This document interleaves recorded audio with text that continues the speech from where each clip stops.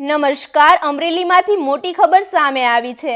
અમરેલી જિલ્લાના વડિયામાં સસ્તા અનાજની ગેરવહીવટી સામે પુરવઠા વિભાગે મહત્વપૂર્ણ કાર્યવાહી કરી છે।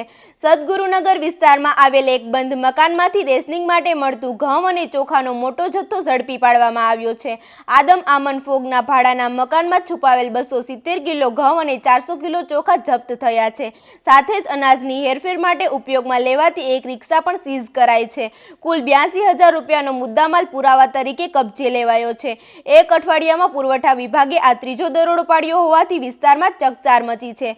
રેશનિંગ અનાજની ગેરવહીવટી રોકવા માટે તંત્ર સક્રિય બન્યું છે અને આગળ વધુ કાર્યવાહી થવાની શક્યતા છે। વધુ સમાચાર માટે જોતા રહો આરપી ગુજરાત ન્યૂઝ રાજકોટ।